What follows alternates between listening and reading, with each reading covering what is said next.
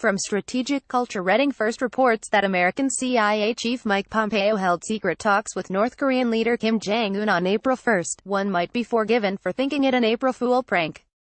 But no, the meeting did take, confirmed by none other than U.S. President Donald Trump. In a tweet this week, Trump wrote, Mike Pompeo met with Kim Jong-Un in North Korea last week. Meeting went very smoothly and a good relationship was formed. Details of summit are being worked out now. Denuclearization will be a great thing for the world, but also for North Korea. Donald J.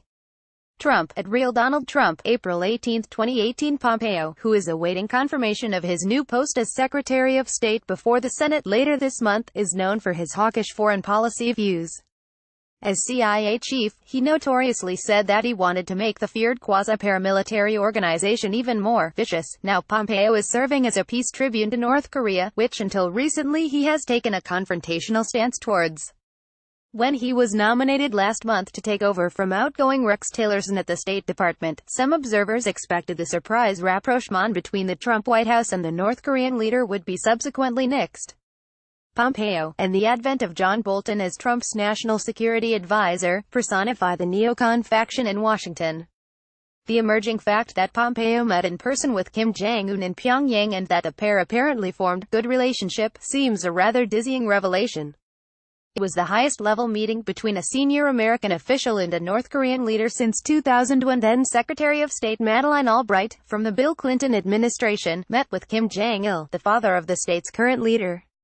Not only that, but Pompeo and Kim Jong-un reportedly discussed making preparations for a forthcoming face-to-face summit between Kim and Trump. That encounter could take place in June, although a venue has not yet been finalized.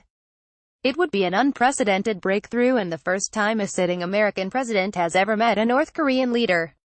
Trump took his inner circle aback last month when he impulsively accepted an invitation from North Korea's Kim to hold a one-on-one summit. Trump jumped at the chance even before his national security team had been consulted. It appears that the president is very much still on board for the tete-a-tete.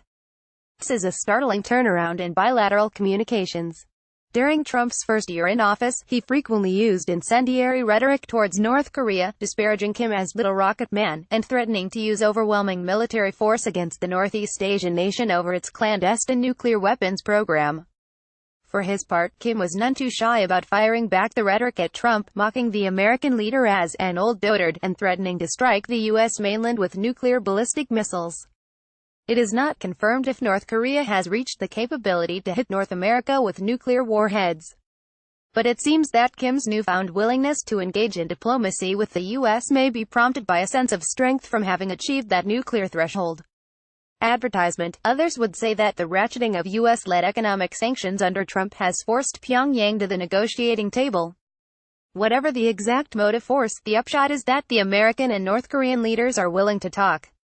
That outcome of Jaja is better than war, as Winston Churchill once said. Next, page 1, to OpEdNews.com. Author and journalist, Finian Cunningham has written extensively on international affairs, with articles published in several languages. He is a master's graduate in agricultural chemistry and worked as a scientific editor for the Royal Share author on social media. The views expressed herein are the sole responsibility of the author and do not necessarily reflect those of this website or its editors. Want to post your own comment on this article?